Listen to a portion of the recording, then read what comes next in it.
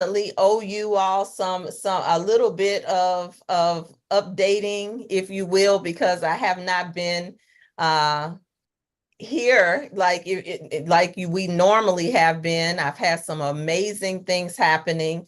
Let me get this view together. There we go.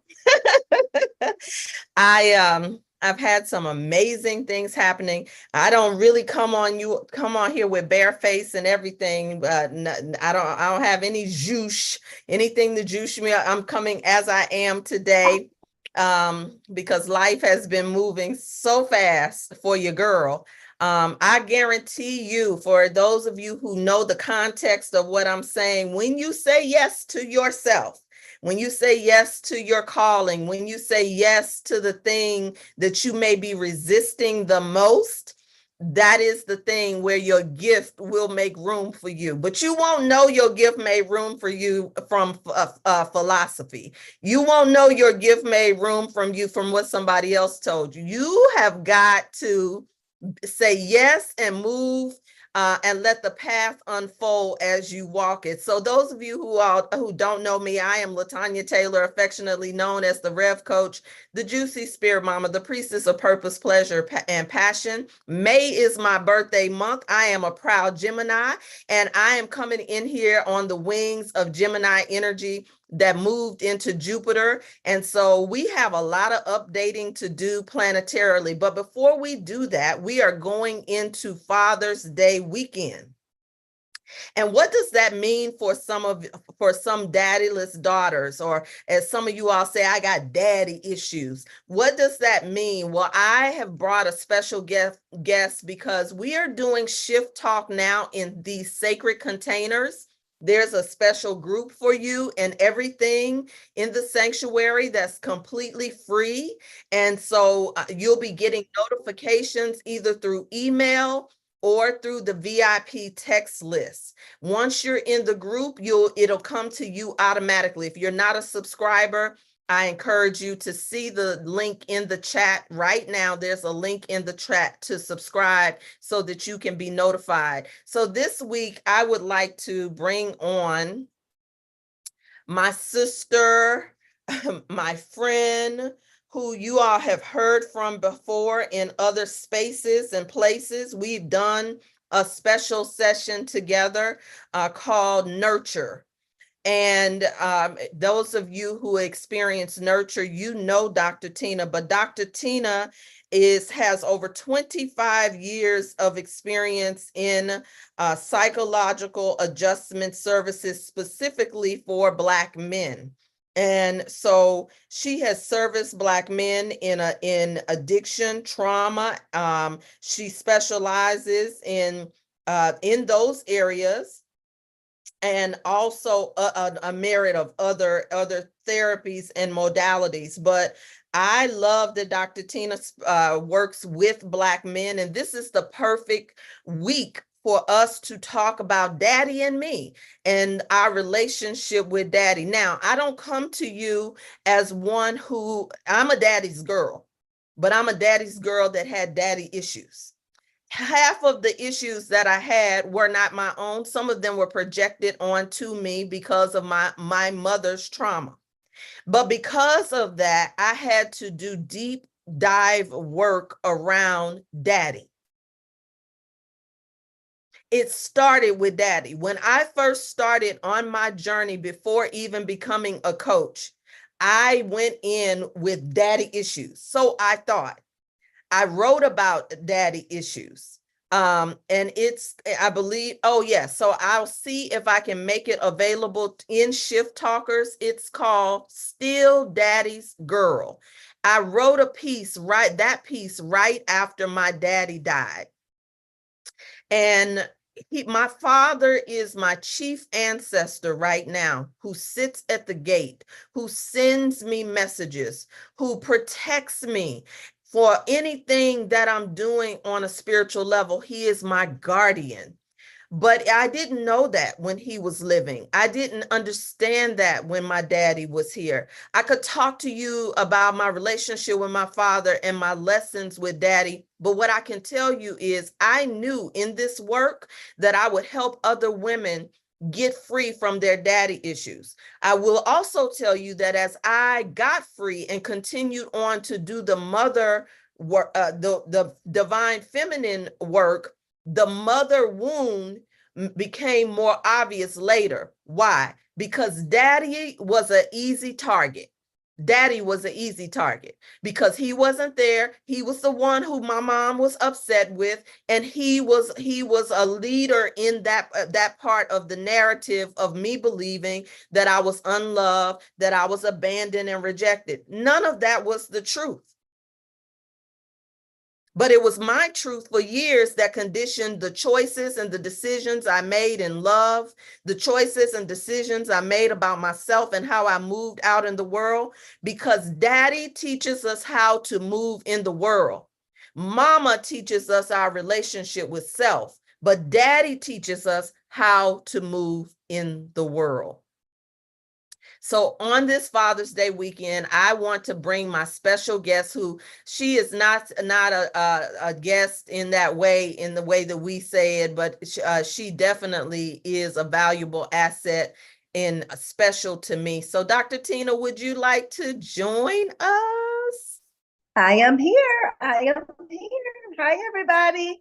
Hope everybody is well, doing well, wonderful. This Father Day weekend coming up. Yes. It's a beautiful time. What are you going to Tell say, us sis? a little bit about your daddy's story, Daddy and Me. Let's open up with that. Well, my daddy's story is I am a PK kid. So my daddy was a pastor. My daddy has transitioned now. My daddy's daddy was also in the church. So my lineage come from the background of Christianity. And that's how I grew up as a little girl.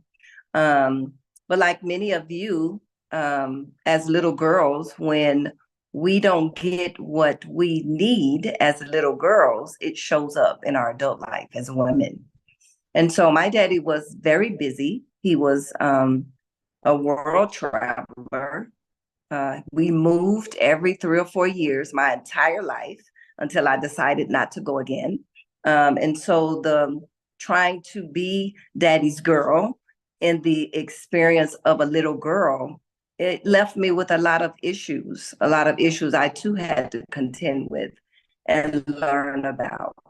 What we don't realize as little girls, growing up with daddies who are not present, that's not to say that he was not in the home, because he was, but many of you know that just because he's there don't mean that he's present.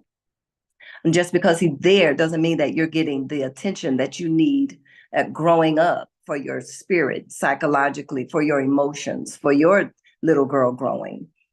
So being in the home doesn't negate being present.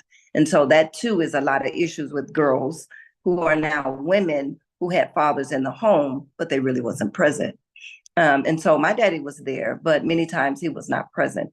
And then I had a lot of other issues as a young girl. I had contend with, moving was a big deal for me. Now, growing up in it, you don't realize how much that impacts you from growing up. I remember one specifically, we lived in Minneapolis, and we just abruptly moved. We abruptly moved a lot of times, but we moved. Some were planned and thought out and remembered, but a lot of times when you leave, you're leaving your life. And as a little person, you can't always comprehend what that means for the bigger picture and as you're growing. So needless to say, that left me with a lot of abandonment issues, mistrust issues, longing issues, self-worthiness issues, valuing self and other people, and trust issues. Because as a little girl, when you keep leaving and you keep leaving everything that you know behind and beginning anew, the foundational root of belonging is disrupted. Mm-hmm. And so, that's a big picture of my daddy issues growing up. I am a proud daddy's girl. Before my father transitioned, I chose to love my daddy. I chose to be an active participant in his life. Not that he was reciprocable or reciprocated what I desired or was giving, but for me, I had learned enough to know that when you start your healing journey and you desire what you desire out of your father, then you go get it. And for me, calling my dad, talking to my dad, going to see my dad, showing up on special days for him, bringing things that he loved for him. That was as much for him, but more for me.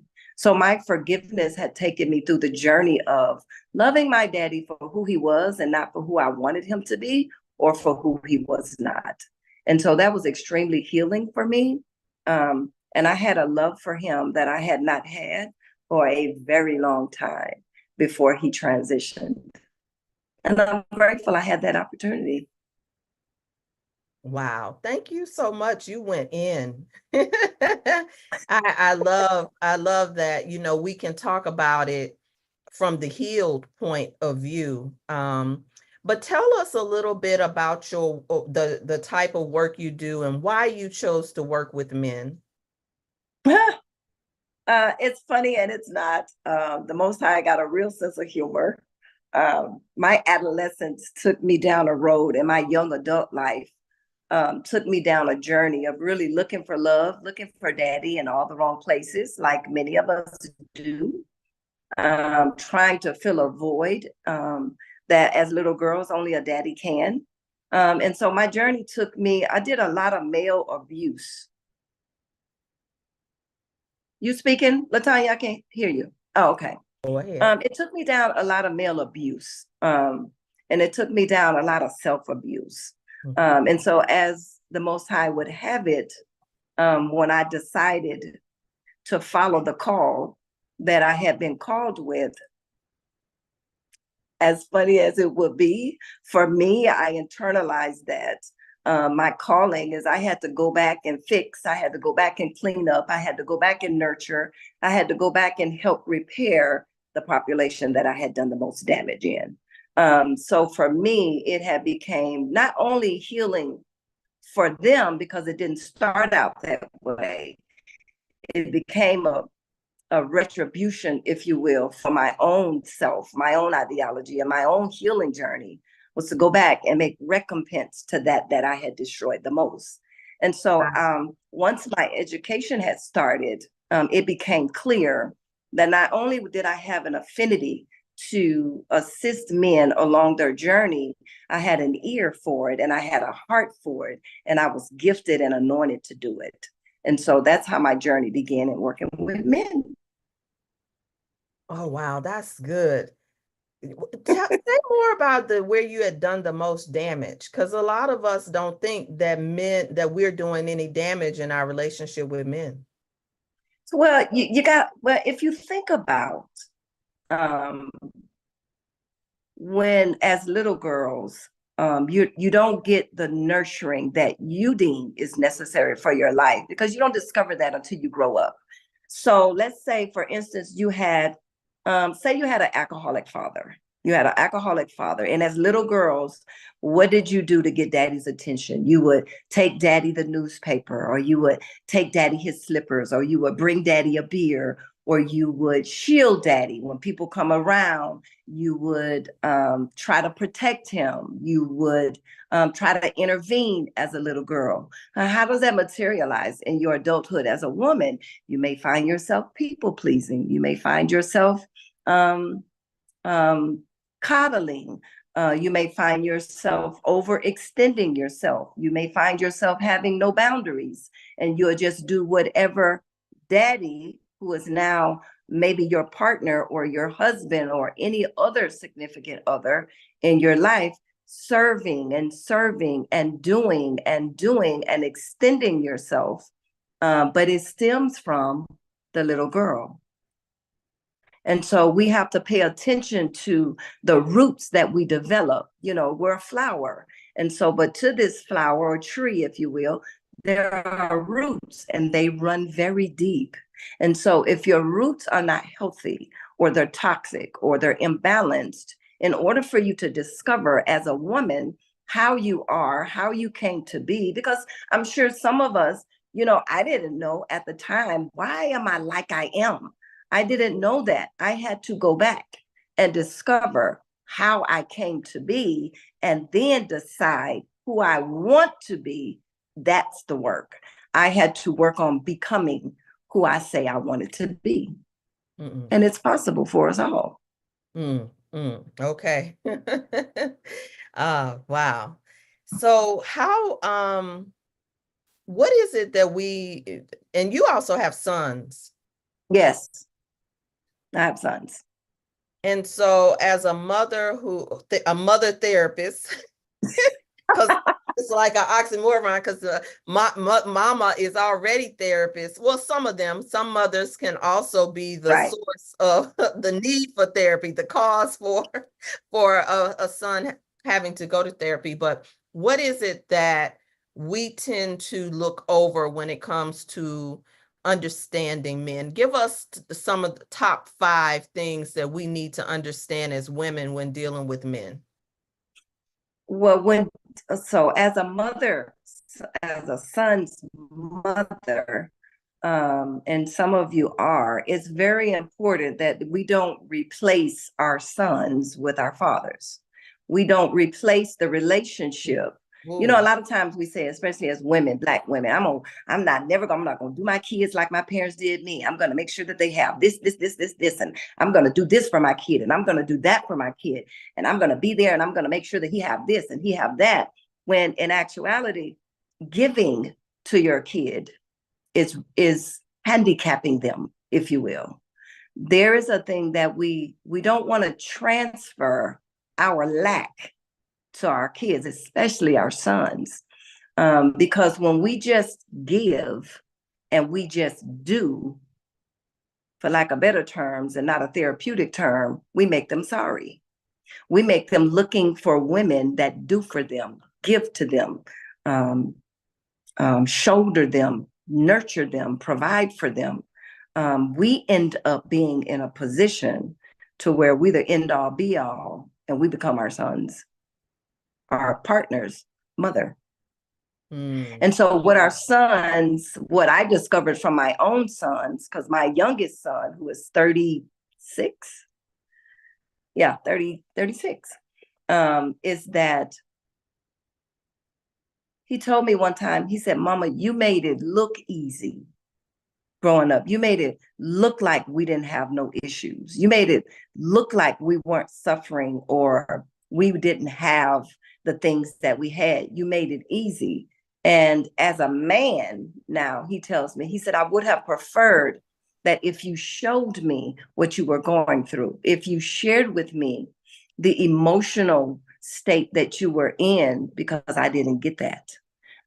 You were superwoman, but it was false. It wasn't real. And so in nurturing your sons, we need to make sure that we give them the nurturing that they need, the emotional construct of their emotionality as much as it is their whatever it is that we deem necessary for their needs. And then we are raising men who are looking for their mamas who were not emotionally present, but were physically there, that were giving them the things that they needed, providing the homes that they needed, making sure that they made the grades, making sure that they had food and clothes and looking like the other kids. But were they emotionally balanced? Okay. If I'm not emotionally balanced as a parent and all I'm doing is giving, giving, giving, how is my son going to grow up and what kind of man will he become? Wow. Can you talk a little bit about emotional blackmail? Because I've seen the dynamics of boys, even unconsciously. I'm not saying that a boy is consciously doing it, but I have seen sons and their ability to emotionally blackmail their mothers. I've seen it in the dynamics in my own family. I see women having, and I can understand. We have 3 boys. And I'm in love with all three of them because I'm in love with my husband. Now, this says a lot to some of you who may not be in love with the father of your children. That's another subject we need to talk about. When you're mad at the father of your children, and those children remind you of the man that's no longer there, because I'm absolutely in love with my bonus sons. I only say bonus just to honor their mother, but they are my sons. And but I could see how, if she is, or me even, because there are things about my husband that irritate me, trigger me, but I see it in all three of them. And because I'm so in love with them, I can see how they can get over on me sometimes. They know how to take my seriousness and turn it into a joke. They know how to call you out on stuff, but lovingly do it. All that. Yes. They know how to big you up, about something you cook, which makes you want to give them more of whatever it is they like. And I see it with my husband and his mother. I see it all over the place. So can you talk a little bit from a psychological, the pros and cons of that emotional blackmail? Yeah, well, we got to, as the adults, we have to take responsibility of that, of allowing them to be able to manipulate us into doing things that we think that we are loving them in doing. But I declare to you and I offer to you, once you do your own work and you get your own healing down, you'll be able to recognize those signs, because they don't just come here like that. We teach that to them. We teach them how to blackmail us emotionally. We teach them how to manipulate a situation. They not only pick up on things that we do, they pick up things how we act, how we respond, how we interact with their fathers, with other men. And so it becomes very cyclish, if you will. That cycle, that's a never ending merry-go-round, because things that are, some things, I know we all have done it. Like the kids may say something and you'll just ignore it, just like whatever. When in actuality, you needed to stop that in its tracks, or there needed to be a conversation. Or they'll come and they'll ask you for something, and maybe you know that you shouldn't do it, or you may not have it, but you do it anyway, rather than have the conversation. Or they come and they want to go somewhere, and you got this knowing that they don't need to be going, but you let them go anyway. And so we are the reciprocal effect in their lives by allowing behaviors that we know different. But why don't we address it? Why don't we take responsibility for it? Why don't we take that opportunity to be a teaching model, as opposed to allow our love for them, our emotional attachment to them, to stop that behavior? Because it only is going to perpetuate as they get older. And then they're going to be reaching out to women that will allow them to be manipulative with, to be able to use their words, their demeanor, their swag, if you will, in order for them to get what it is that they desire. Why? Because they've been doing it since they was little boys. Why? How? Because mommy never said nothing. Godmama never said nothing. Grandma never said nothing. No one ever stopped them. So what happens when you don't put a stop to that, or you don't initiate a conversation around that for their development? It just gets perpetuated. And now we have grown men who seek out women who do what they want them to do. And I'm a firm believer in that. It's not so much as, well, on one hand, but it's not so much as, because there are one woman to 18 men, give or take, statistically. And so the difficulty that men have to continue to be who they desire they want to be, it's easy. It's easy for them, because what one woman won't do, 10 others will easily. One woman won't pay your car note, pay your bills, and allow you to live with me rent free, but there are 10 others that will do it. So then what do you do? Wow. What What do you do? So based off of what we have done, and this Father's Day weekend, right? There are a lot of women who are resentful because they don't have financial support, which is understandable. Mhm. There are some women who have put the man on child support, which we may not understand is by design. It is emasculating, not from an emotional point of view, but the system, that system, first of all, is an illegal process that should not be the child support process. It says that it's for us, but it's really not for our families, because once a man gets in that system, they oftentimes take his license and all type of things. So even for when he can work, he can't work because Mhm. because of those limitations, the garnishing of their check. um and there are women who've done it even when they are receiving. In other words, they would receive more had they not done it, but we've been programmed to think we're going to make them do something. And I know some of you may fall on different ends of the spectrum when it comes to that conversation. But it goes on to women and your daughters, some of your millennial and Gen Z daughters who have gotten pregnant by someone and they're no longer with them. So then they rip the child out of the life. And now we have another pathology in our families of daddyless daughters. And I'll give you an example from my family. And I pray that you all will jump in this conversation shortly, so that you can ask Dr. Tina and I any questions that you may have. I remember when my father would drop the ball. My father was the kind of man that you could set your clock to him. If he said he was going to be there at 1 o'clock, he was there at 12:55. He did not fail. When he said he was going to do something, he was going to do it. But he also was the kind of man that when he said he was not going to do something, he meant it and he stood on it. Whatever the consequences was, that was how my father was. So I had a lot of respect for my dad, but he did drop the ball a few times where he would tell me he was coming to pick me up and then he didn't show up.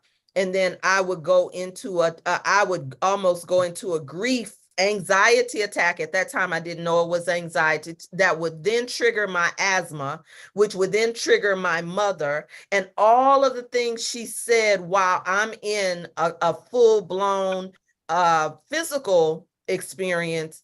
It equated, I'm not going to say she said it, but let's say it equated to, he doesn't love you, he's not, I'm the only one here for you. And then the story begins. Now, as a little girl, the story begins. My daddy doesn't love me. My daddy's not doing what he's supposed to do. And I'm kind of trying to navigate this whole thing because all I want to do is be with my daddy. All I want to do is smell his scent. All I want to do is kiss him on his cheek. I was a daddy's girl. So even though stuff was happening with my mother, her interpretation of what was happening truly affected my self-concept and my relationship with him later on. And rightfully so. And then, so take it another perspective of the little girls who did not get that verbal confirmation or the lack thereof from their mothers about their fathers, but they could watch in the family network how their mothers were treated by their fathers. That's a whole different message. So if your father was mistreating your mother, and not taking care of her or abusing her or neglecting her or being with other women on her, what is the message that you received as a little girl by just observing that behavior without either parent talking to you about what it is that was going on in the home? So then you're left with forming your own ideology about that network in the family. And so what messages did you take away that you are now dealing with in your adult life as a woman? Especially as Black women, we grow up, I ain't taking nothing from no man and he can't do this and I be damned if he do. And then you turn around and you're married to your fathers, or your significant other is your daddy. That's unhealed trauma. And so, do you deserve the kind of man that you desire? You absolutely do. But if you understand that you are a magnet, your spirit draws to you what's in you. That's what you're drawing to you, your daddy. And so, if daddy had behaviors that you don't desire, if daddy had foundational, the essence of what a man is that you don't desire, then you got to fix what's in you so that you can draw what's not your daddy. Well, how did you get to the point that you forgave your father? Well, I had done a lot of healing on myself, which had nothing to do with my mother or my father at the point of that my healing journey began, because I was a drug addict. I smoked crack for 10 years. I danced in a strip club for a decade.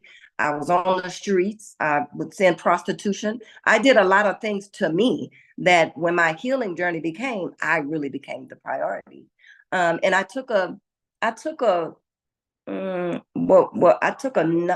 do we call it? I took an approach that was not popular, if you will, because I really believe that who I chose to become was not predicated upon what my wounds were and my woundedness or how it came to be. And so I had discovered in my own healing that part of what my letting go of other things that really caused me trauma was my own. It was my own. And I had to take responsibility for that. And so I chose, my daddy didn't become different to me. It's Say not that. like he took me out on dates. He called me or sent me flowers, or, he showed up to the most amazing things in my adult life. No, what changed was me. I chose to love my father for who he was and not for who I wanted him to be. Oh, That say is it, the Dr. portal. Tina. Oh, talk on it. I discovered that is the portal that the Most High decided, and I decided before I got here that I would come through this lineage. And I got okay with, this is the portal that I came through. I'm going to have to deal with the chips, and the chips fall where they may. But I get to decide what I'm going to hold on to that wounds me, that brands me, that hurt me, that traumatized me. I get to decide if I'm going to walk in that, or if I'm going to choose to heal my wounds and walk into another light. And I chose to walk into another light. So I chose to forgive my daddy for who I wanted him to be and not for who he was. That wasn't on him. That was on me. And when I chose to do that, I was able to love him from a place of genuine authenticness, because that's who I became. Not Same. who he became, Same thing. but Same because, testimony. Different person, yeah. different daddy. Same thing. When I was doing my work at Intervisions, and I was and this is, I take people through what's called a relationship project, to the same one that I had the biggest breakthrough. And I tell this story all the time, but I literally got to the point with my father where we would talk every Sunday. Yeah. Every Sunday. And I mean, we would call my daddy liked to call you early. So before I could get out of bed good, so what happened was I just started calling him. And daddy would say things like, oh, this is back in the day. Some of y'all can remember this, Gen Xers. Girl, don't run your phone bill up. Let's hurry up and get up off your phone bill gonna be high. And so what happened was I would feel rejected because that was my story. And then I would feel angry every time he'd say something and rush me off the phone. But when I started doing my work, I found my voice, and I know that this was something I wanted. And I said to my daddy one day, I said, Daddy, I'm paying this bill. I can talk to you as long as I want to. Now, my daddy was the kind of daddy that you don't talk back to. Right. For sure. So I had to have some courage. Right. I had because I was named after my father, which is Denise, right? And I had to have some courage to say that to daddy, but he yielded right on into it. And what started to happen is he started calling me. If I didn't call him by 8 o'clock Sunday morning, my daddy was calling me. Hey, niece, what you doing? What you doing over there? And I got so used to that. Now, I used to not be able to tell this story without crying when he passed because I missed him so much. But ancestral work is what has given me the fortitude of being able to release the grip of missing and grieving daddy as well. So then there was a one time I got robbed in Southeast DC. And I was horrified. I'd never been in a situation like that. Still got the cut on my hand from the incident.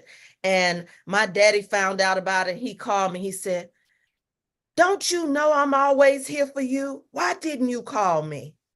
And inside in my gut, I'm saying, no, I don't know you always here for me. But I didn't say that out loud. I had to go and literally do that work. And that's how I knew I was healed, is when it started to look different in my relationship with him. He was the initiator of the conversations. He was the one calling. I saw him in a different light. I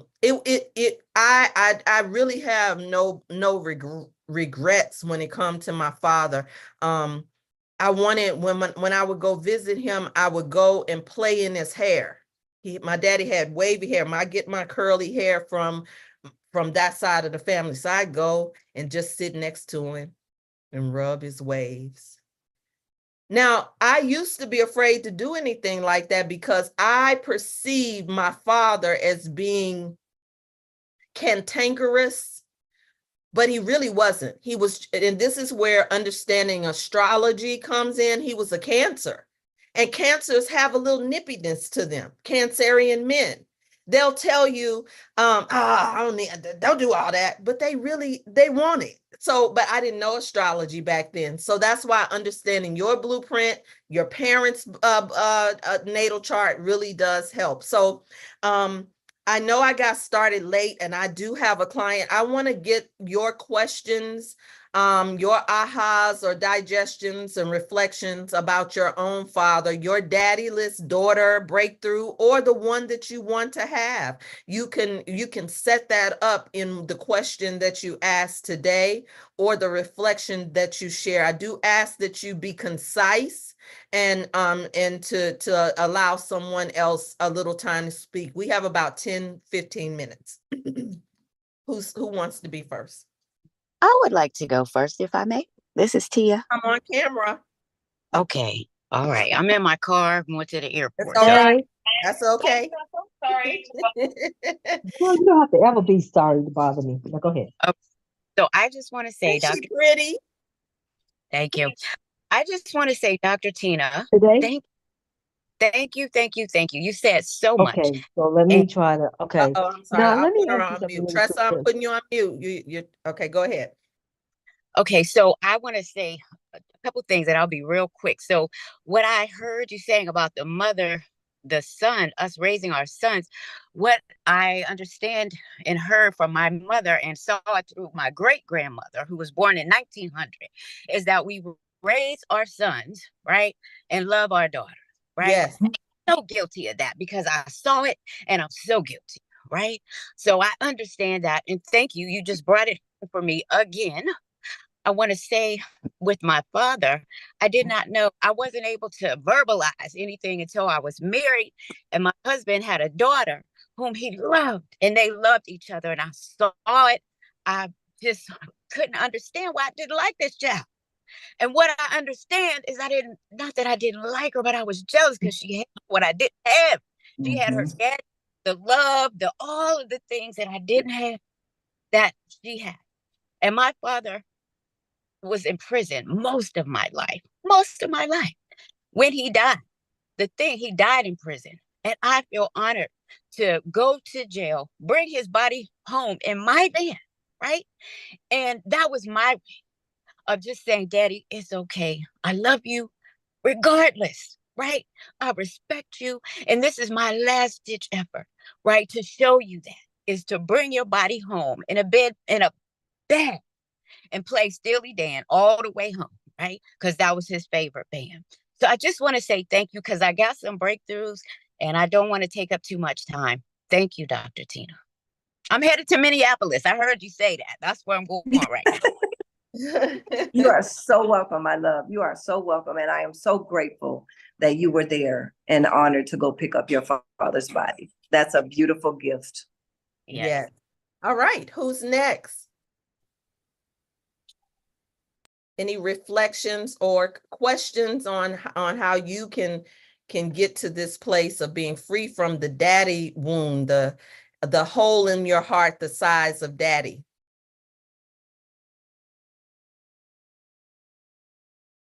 Don't be shy.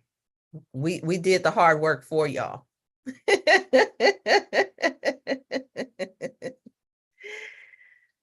But we also are not going to pull teeth in this space because some of you all work with us. Okay, go ahead. I'm going to unmute you. Hey, how are you? Hey, baby, how you doing? Hey I there. am good. Thank you for asking. Okay, so I hear it's about doing the work on our end, right? It's a me, not a them thing. But so let's say for me, my dad, one of my biggest concern is similar, the phone call. I always have to call you. Why you can't call me? And my dad always say, I mean, that's just how I am. But in my mind, that it doesn't have to be the way you are. You're choosing to be that way. So I guess my question is, how do I not feel some type of way about that?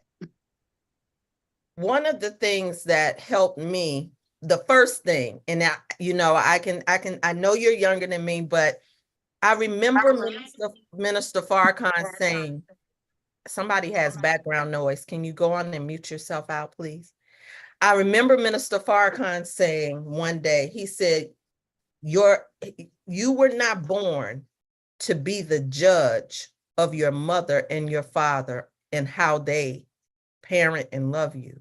That was hard for me initially, but I understood it in terms of principle later when I start doing metaphysical work. Because sometimes teachers, preachers say things and they don't, their job is not to take you through the process.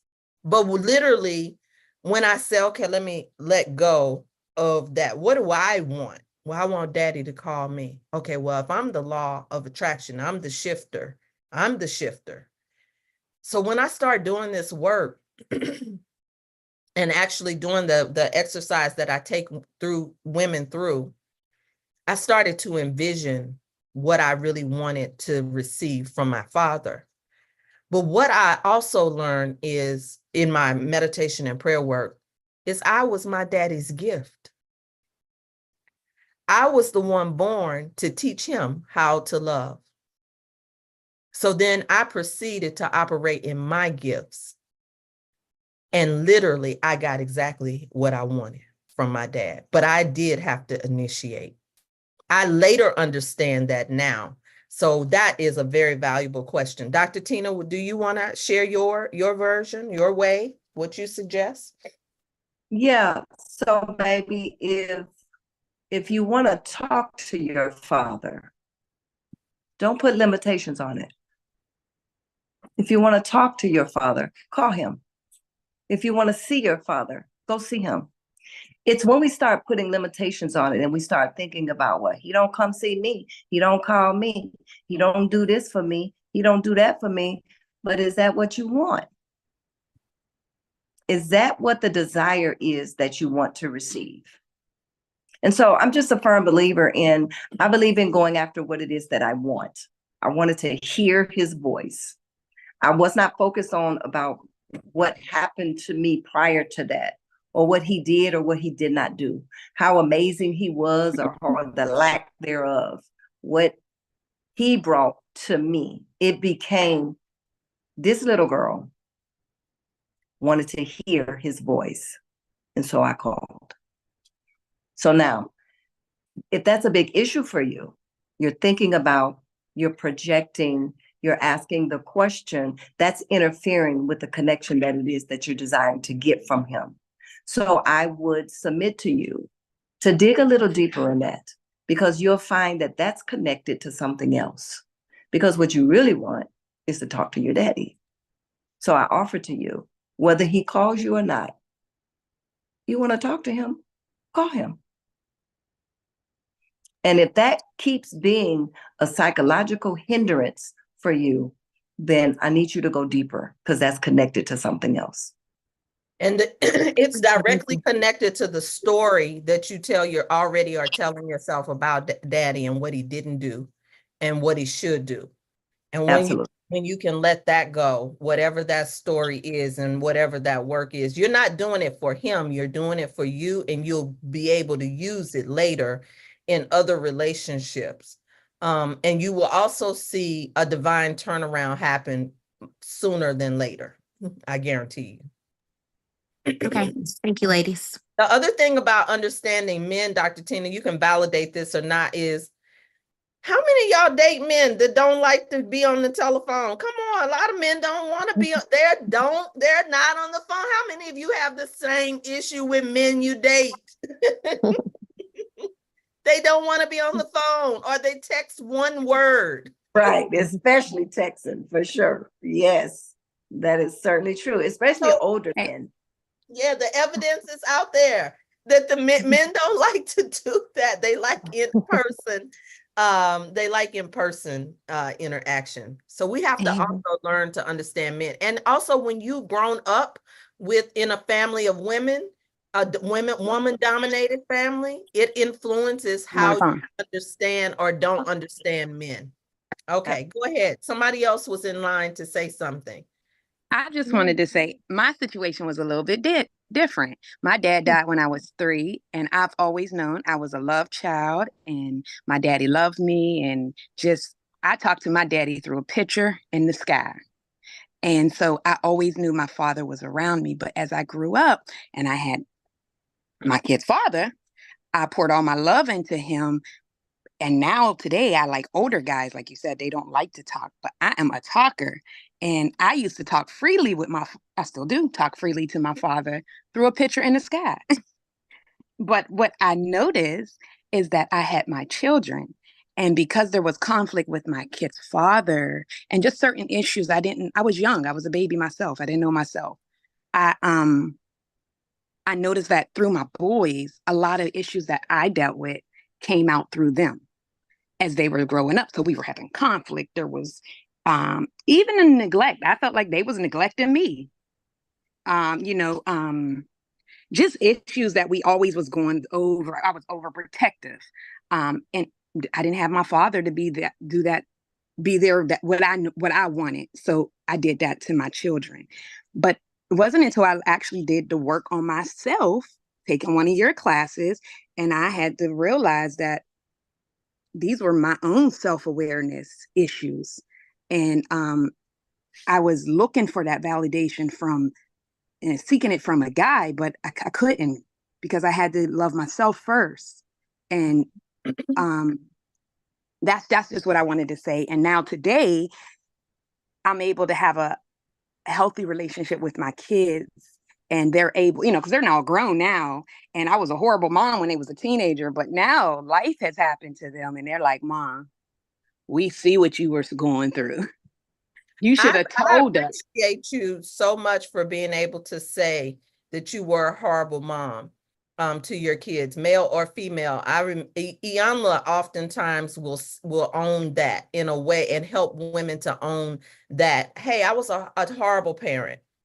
When you can say it, that means you've healed the shame and the ego around that. Because some women think, because I provided for you, you all right now, huh? I did the best I could. How many of you have heard that? If it wasn't in your family, you've heard it from somewhere else. So kudos to you. I want to leave time for someone else who had a question or reflection.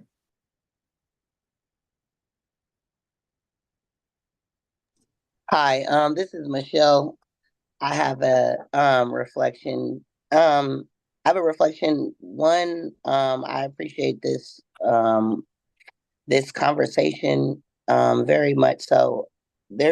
I do appreciate the work that I have done with you, Mother Latanya, though, because some of it's already helped me process some daddy issues and have a better understanding of my situation. And like, even like, my dad's tall, dark, from New Orleans. I've like, because of some of the situations and just trauma growing up and stuff, love my dad to death. He's always been there. He's still there.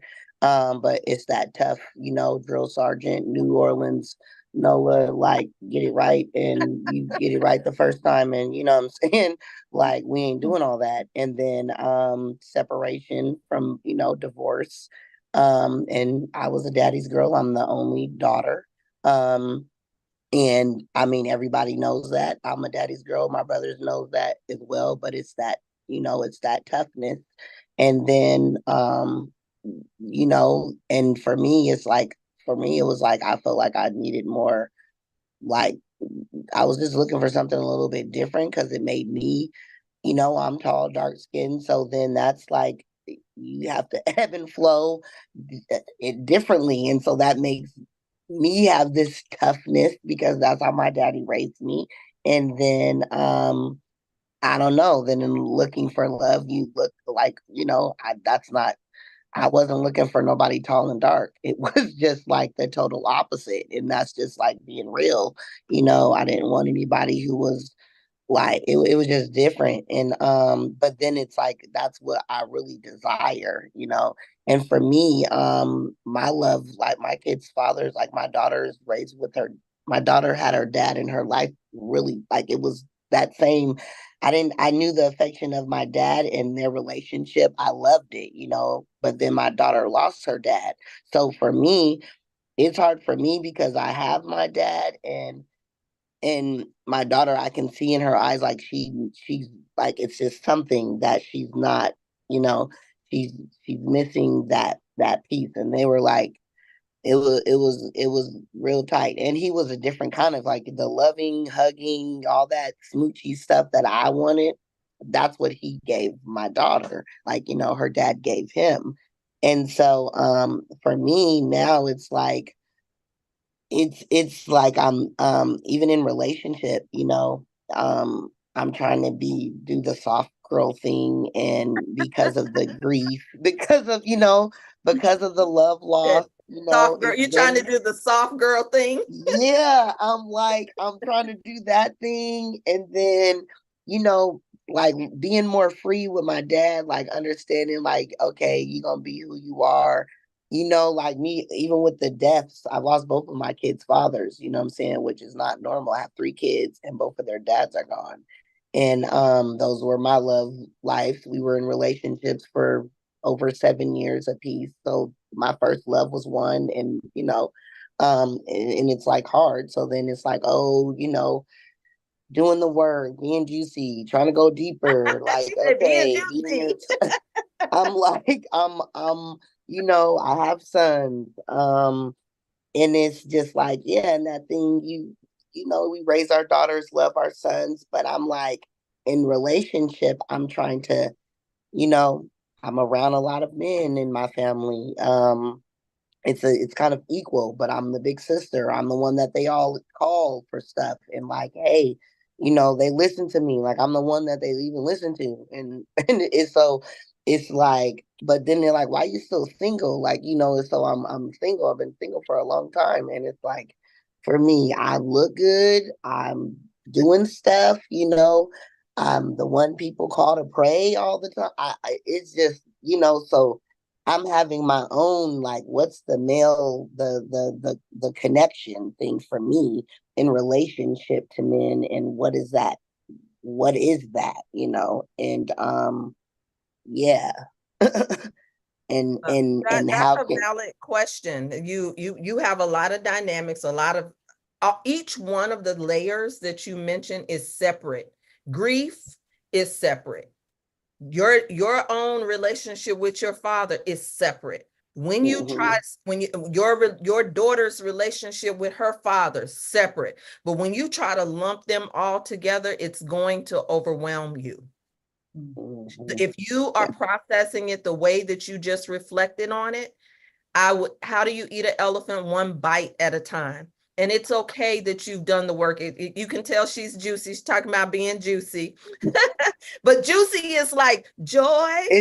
It's more pain. to it than that. It's a lot more. And rain. Yes.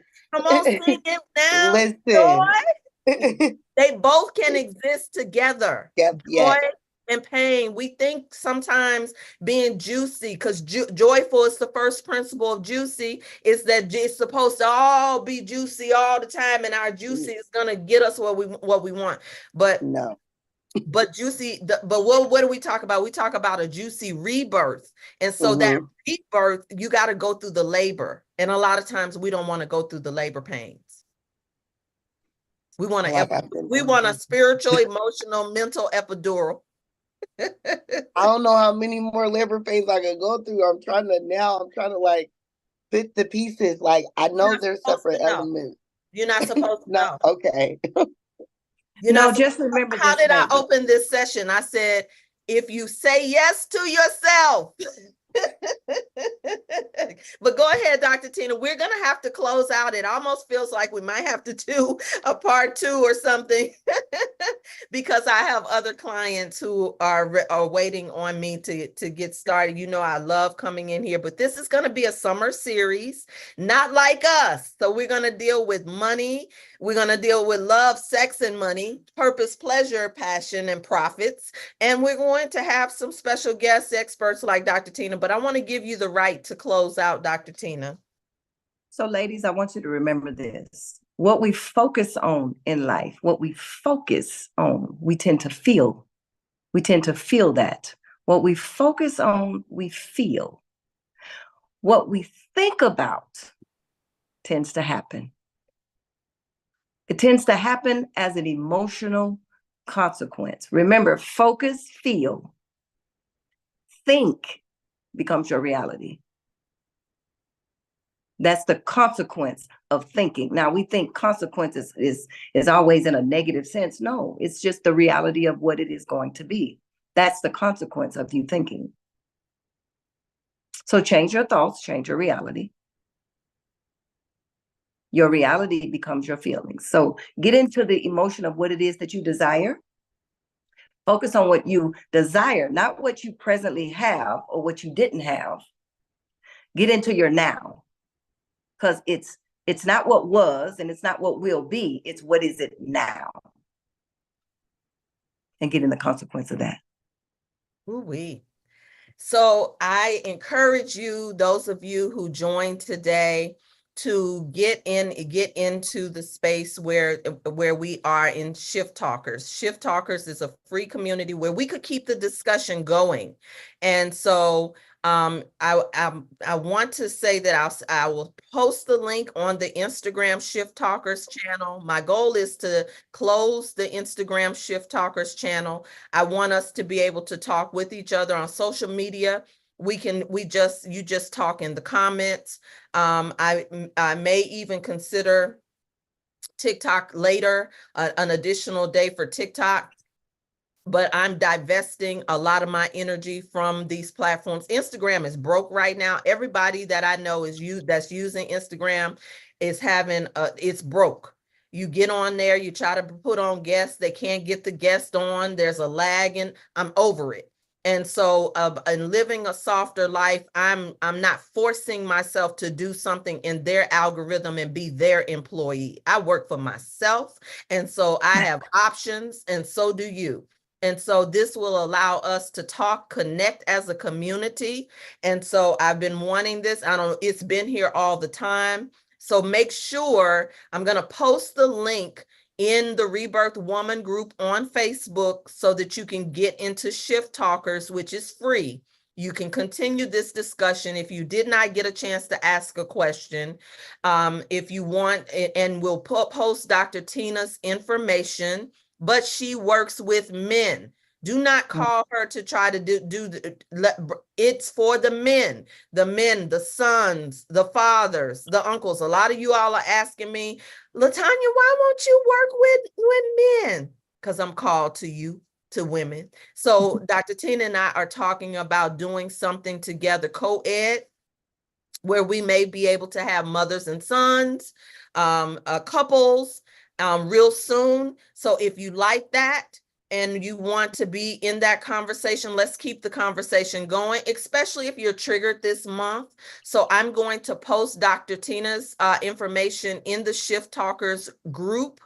And I invite you to join the Shift Talkers group, or you got here some way. You must be in some VIP space that you made it in here today. And I thank you for responding. I've missed you. I haven't been on live for months. There's some amazing developments that have happened in my life that I cannot wait to share with you more about. But let's keep the party going in the Shift Talkers group. Dr. Tina should be over there. If not, she will be, but I think she's there. And I love you. There's nothing you can do about it. If you have any more questions, again, you'll be able to ask and comment and share in the Shift Talkers group. And the Rebirth Woman group on Facebook is on its last leg as far as I'm concerned as well. So I'm asking you to come over to Shift Talkers, which is free, and we'll all be in one space together. All right. See you all.